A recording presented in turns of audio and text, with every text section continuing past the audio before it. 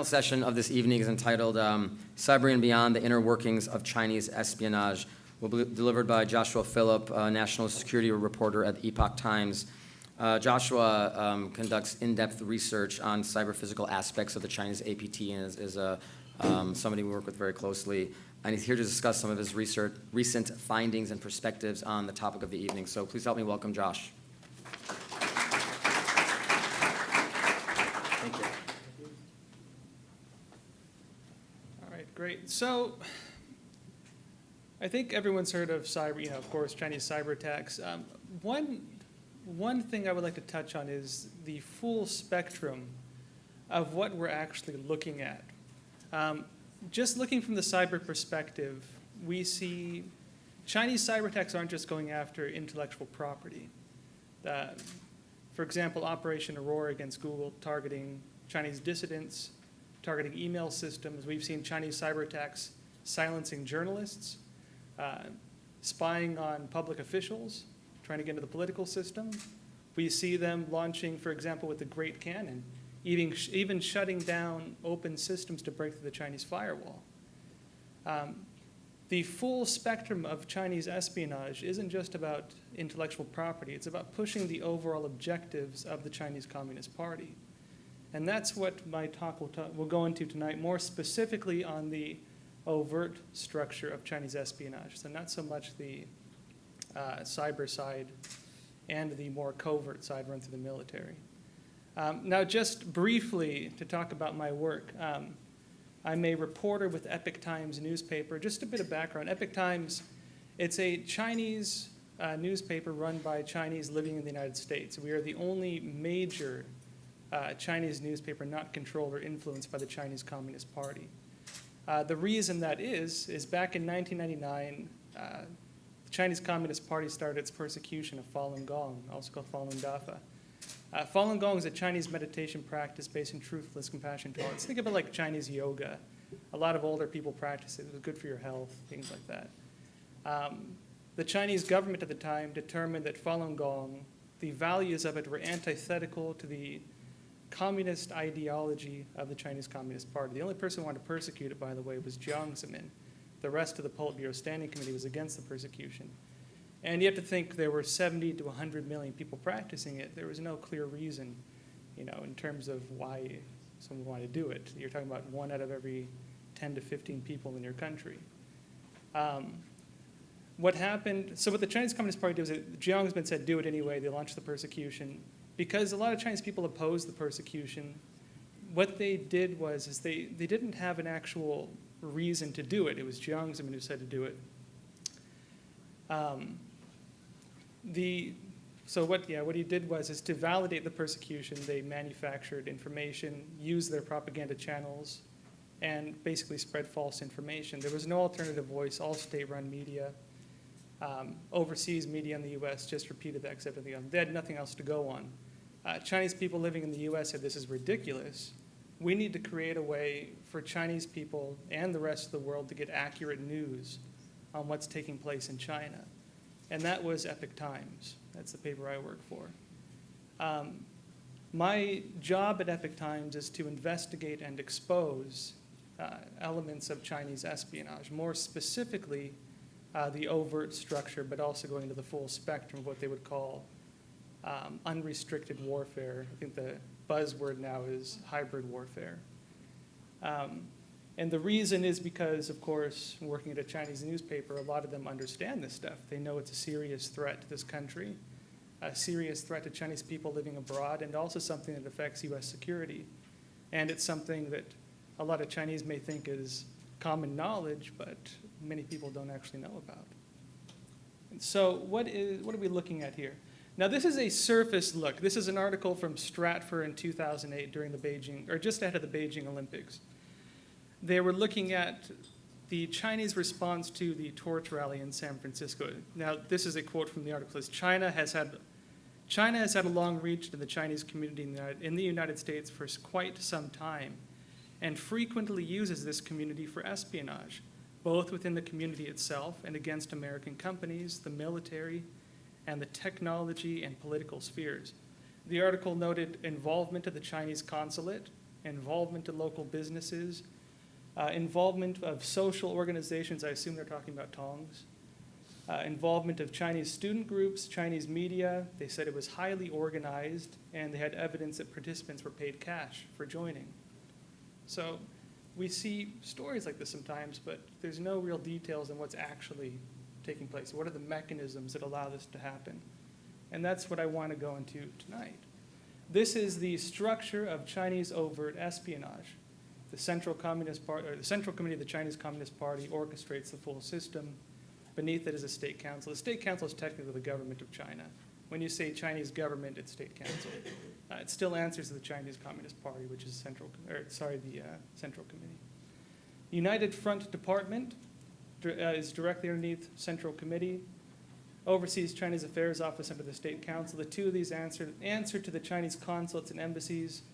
Consulates and embassies control the Chinese student and scholar associations, and also try to infiltrate and gain control over the Tongs and hometown associations, which are the governing bodies of many overseas Chinese communities. Tongs and hometown associations, many of them are associated with triads and street gangs. So what are the overall goals of this system? I'll go more into the direct details of this. But this goes back to the very founding of the Chinese Communist Party. There are quotes of Mao Zedong himself talking about this.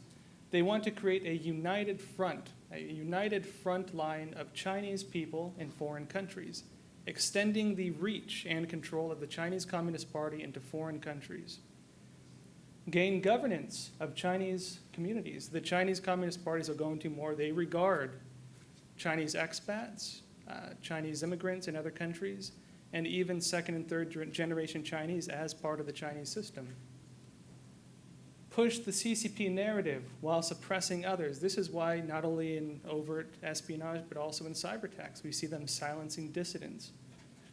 Alter perceptions and allegiances. This is one of the main roles of the United Front Department, is to change the allegiances of people in foreign countries, especially people of influence, in order to support the policies and objectives, I would say, of the Chinese Communist Party. Using indirect systems to pressure or influence government and media, and to affect U.S. policy on China. Of course, public opinion drives U.S. policy, pressure drives U.S. policy, and media, think tanks, these are what inform, of course, government decisions. Mobilize front groups for political purposes, create pressure or support where needed, and use this for propaganda inside and outside China. Sometimes they'll orchestrate events, broadcast these back into China to make it look like there's a very active support in overseas communities where there actually really isn't. And of course, recruit or plant foreign agents and insiders. These are documents that were leaked to Epoch Times back in, I think it was 2007. This was from the former Chinese diplomat named Chen Yonglin. He worked in the Chinese consulate in Sydney, Australia. This is a direct quote from him. He says, "Control of the Chinese community is the CCP's consistent foreign policy. It has been a painstaking effort over the past decade and has a certain scale. It is a pyramid-like structure and system. They manipulate Chinese people in the name of Unite Overseas Chinese." And now his documents detail how they use Chinese students as special agents, how they control overseas Chinese media, and how they finance them by giving advertisements from Chinese state companies, which we can't track, I would assume, on our soil. In other words, they feed money on the Chinese side. Chinese company puts some money into the overseas media. Overseas media get paid. It looks like they're independent still. And also pressure Western politicians if they help Chinese dissidents. If a U.S. politician offers his support to Chinese dissidents such as Falun Gong, Chen Yonglin focused heavily on exporting the persecution of Falun Gong. The Chinese Communist Party keeps tabs on that. If that politician wants to travel to China, they're going to be on the naughty list, and they're going to remember it. They might get their visa blocked, for example. They do the same thing to journalists, same thing to academics. So what is the Overseas Chinese Affairs Office? There's a quote from Jiang Zemin, one of the former Chinese Communist Party leaders. He says, "The target of overseas Chinese affairs is Chinese who are living overseas and those who are nationalized as foreign nationals.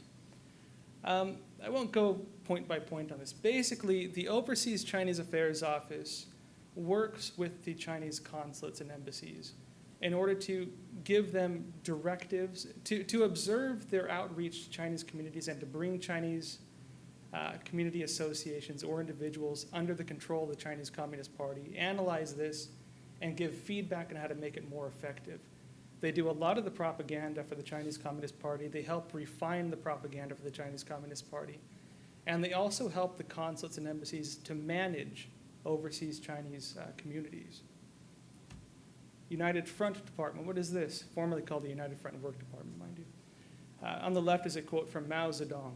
The United Front is the armed struggle and party build, the United Front, the armed struggle and party building are the three magic weapons of the Chinese Communist Party to defeat enemies in the Chinese Revolution. More recently, Deng Xiaoping, party committees at every level should include the United Front in their agenda. I originally had quotes from Jiang Zemin and other leaders as well, but I didn't want to give too much. Right? Now the United Front Department has overlapping procedures and work with the Overseas Chinese Affairs Office. United Front Department, this is the group that will actually go into overseas communities and try to expand the influence of the Chinese Communist Party. For example, approaching Tongs and hometown associations, trying to bring them into the fold. Approaching politicians, inviting them on visits to China. Approaching news outlets and offering them incentives or trying to change their perspectives on China. They'll meet you halfway. If you are already favorable to the Chinese government, they'll say, great, how about we work together, we'll give you some incentives. It sounds benign. If you're on the middle ground, if you maybe don't have the best view of China, they'll say, oh, China's trying to improve. We're doing good things. Yeah, we have human rights abuses, but weren't you in Afghanistan? Things like that, right? They try to create similarities between their policies and U.S. policy while concealing a lot of what they actually do. Yeah. So next one. This is just one example of what the Overseas Chinese Affairs Office will do. This is a woman named Rose Pak. This is an article from Foreign Policy Association, a very good recent one. It's by Mark Yedis. The guy is very good. I recommend you reading his stuff, by the way. Now, his research showed, now Rose Pak, who is she? There is allegations she controls local elections on behalf of moneyed mainland Chinese interests. She has heavy political influence in San Francisco. Who is she really, right?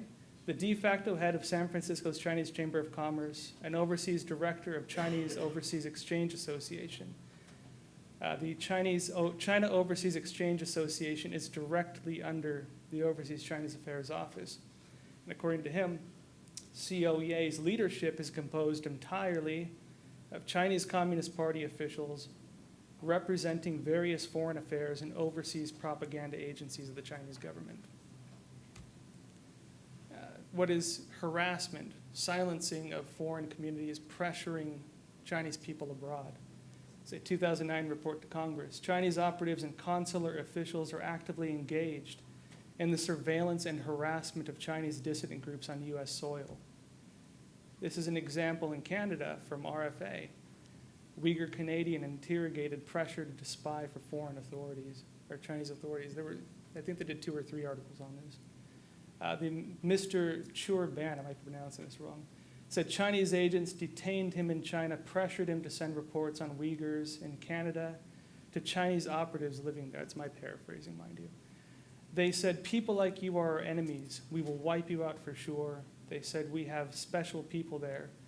All you have to do is give the information to them. This is an example of the Chinese Communist Party trying to pressure a Canadian citizen into spying on Uyghurs back in Canada. This is in New York. This is my article, mind you. This woman, Judy Chen, is a Taiwanese immigrant in the U.S. She is not from mainland China, but she is still pressured.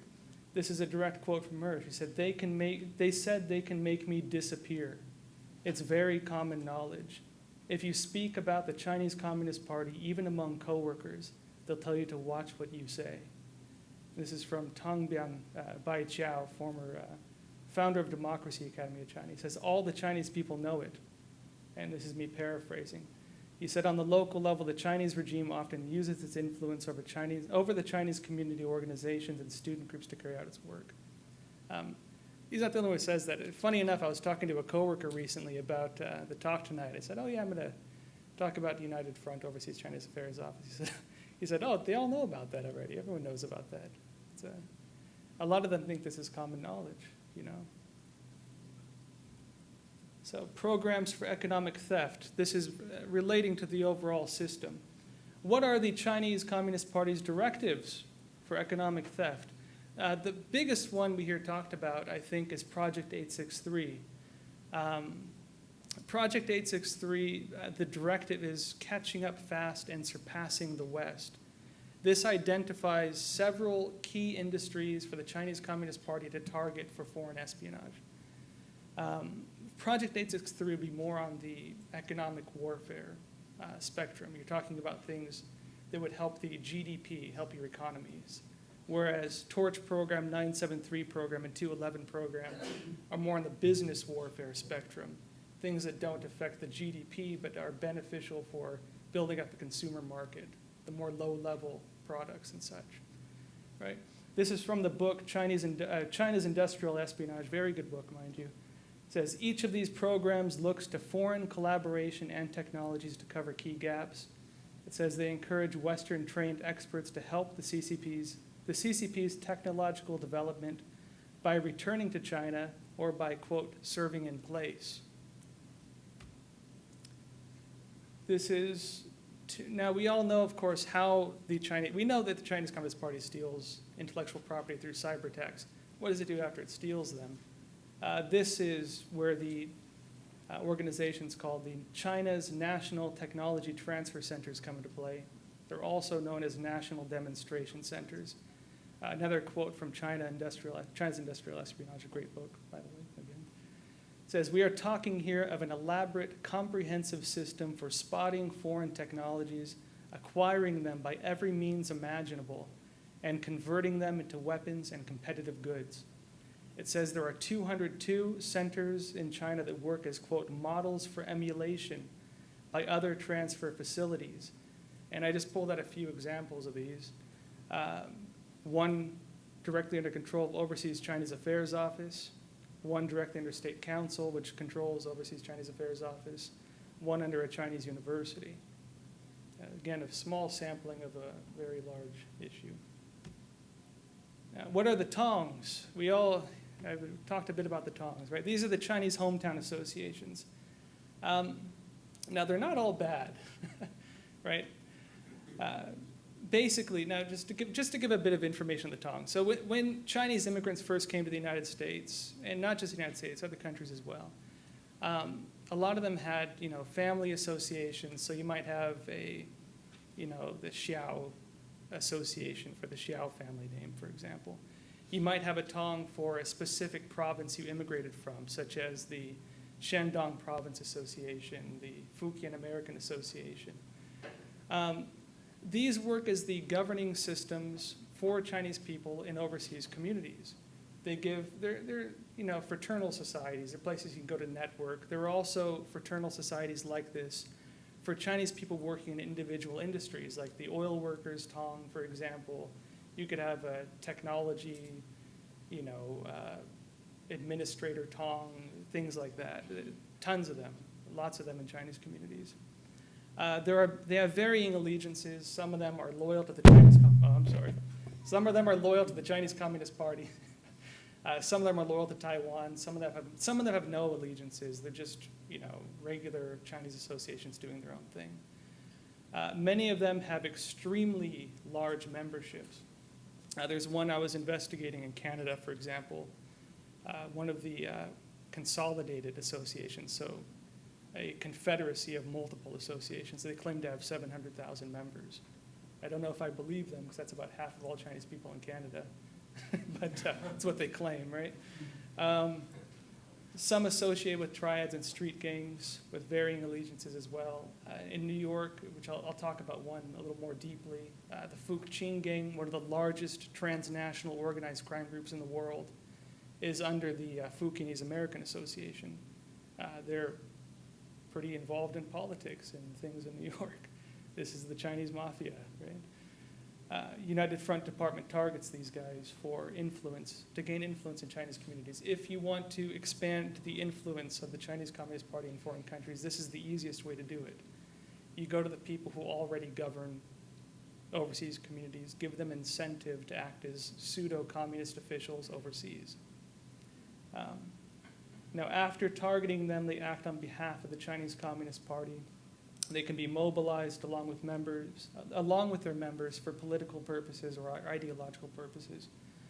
You can use them for influence or to control Chinese communities. You can affect foreign politics, such as holding events with local officials. There are lots of examples of this. Law enforcement, news coverage. I knew a woman actually investigated and exposed a Chinese agent in New York back in, I think, 2008, who was on the advisory board to the NYPD for Asian affairs. And also highly useful for finding insiders in targeted industries. It's a fraternal network. If you want to find someone, say, oh, we need to expand the Communist Party's influence or ability to develop in this specific sector, you just go to the Tong that works in that sector, and you're going to find an entire network of individuals you can target and ask to provide information back to you. It's using these systems, extremely easy to find insiders. Some examples, this is my article. I won an award for this, by the way. Series on this, actually. This is a former New York City controller, John Liu. He ran for mayor. Two people within his campaign were found guilty by the FBI of attempted wire fraud. What was interesting is who these people actually were. One of them was Xing Wu Oliver Pan, who is the executive vice director of the Fukienese American Association, the Fukian American Association, and executive vice director of the United Fujianese American Association. The other was a girl named Jenny Ho. Her father is Hao Jianlai, president of the Beijing Township Association. 2007, John Liu was brought on a trip to China where he met with Xu Yaosheng, who was the president, or then vice president of the Overseas Chinese Affairs Office. Among the people who escorted him there were 6 leaders of Chinese Tongs, including Jenny Ho's father. Triads and street gangs, right? So this is a quote from Colleen Chin. He's a professor at Rutgers, one of the leading experts on Chinese organized crime. He says, once that organization, the Fukian American Association, became one of the leading China-supported organizations, they became the host of almost all these Chinese officials who are visiting New York. This is a quote from a report from James Fickenauer. He's with the National Institute of Justice. He said the Fuk Qing, for example, are affiliated with the Fukian American Association. And talking broadly about how Chinese crimes work, not just Fukienese, he said they allow the gang to operate on the Tongs territory, thus legitimizing them within the community. Tongs are used for strong-arm tactics. They're when the Chinese Communist Party needs a bit more muscle behind its influence operations, they'll pull these guys out. I've been told by individuals in intelligence communities, the Chinese Communist Party tends to tolerate them a little bit because they're useful for maintaining smuggling channels into other foreign communities such as the United States. Also useful for drug warfare, culture warfare, et cetera. We have a lot of examples of them working with the drug cartels, providing firearms, human trafficking, counterfeit goods, of course, precursor chemicals. The majority of them for things like methamphetamine come from China. Drug cartels get a lot of their products from China. Triads in action. This is in Sydney Morning Herald. China's rulers team up with the notorious White Wolf of Taiwan. This is a guy named Chang An-lo, also known as the White Wolf, a convicted kidnapper, extortionist, and heroin trafficker. He said the Chinese Communist Party, and I paraphrase because it was a long quote, has teamed up with a notorious trad figure to help press its claims in Taiwan, and he was mobilizing aggressive protests to intimidate pro-democracy activists in Taiwan. Again, in Hong Kong, this was during the pro-democracy protests there. This is a quote from Albert Ho, pro-democracy lawyer, Japan Times. This is one of the tactics used by the communists in mainland China from time to time. They use triads or pro-government mobs to try to attack you so the government will not have to assume responsibility. Chinese student and scholar associations. Now, I made it clear before, not all Chinese students are spies. The Chinese student and scholar associations specifically are funded by the Chinese overseas embassies and consulates. It's a good quote, of course, from our ICIT report. It says the vast majority of CSSAs receive funding from the Chinese government or have an active liaison via the consulate back to the CCP. Epoch Times has done extensive coverage on these, including the report I mentioned earlier from Chen Yonglin. He helped expose a lot of this. This is a quote from a Chinese blog in Canada, 2007. They started getting a little more careful. He said the consulate provides funding and resources to each CSSA, which amounts to tremendous assistance. For this resolves all financial worries that student organizations might otherwise have. He goes on to talk about how there's a bit more than just funding involved. And the Chinese Communist Party will mobilize students for political or ideological purposes, just like the Tongs. They act on behalf of the CCP within their universities. Students are groomed as spies in targeted positions such as industries they want to get into, government jobs. You can have them take up a position as a government internship or something like that. It happens often. This is Sydney Morning Herald, Australia. China is building large covert spy networks inside Australia's leading universities, prompting Australia to strengthen its counterintelligence capabilities. Now, I'm on short on time, so I'm skipping ahead, but what are the key takeaways of this? The Chinese Communist Party is taking advantage of the open system of the United States. I've been told this by quite a few Chinese people. This is how they view it. We are an open society. We are extremely easy to take advantage of. You can open businesses here. You can start media here. You can do quite a bit here. And things that, for example, wouldn't fly in China are able to fly here. You're talking about attacks on businesses. In China, most businesses are state-controlled. Those are government property. In the US, they're independent, right? The CCP views overseas Chinese and their communities as part of China, and this includes second and third generation Chinese immigrants. You can find direct doctrine, public doctrine from the Overseas Chinese Affairs Office talking about this, including how they build databases on these individuals. They are involved in active intimidation in Chinese communities, which creates perception in Chinese communities of being monitored and at risk. There are people within Chinese communities in the United States who don't feel the protection of the US government. Their families get threatened back in China. Business interests might get threatened. They fear returning to China.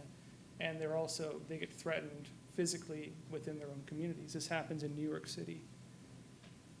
And use of controlled overseas groups for political or ideological mobilization. Protests might appear spontaneous, but are actually being orchestrated.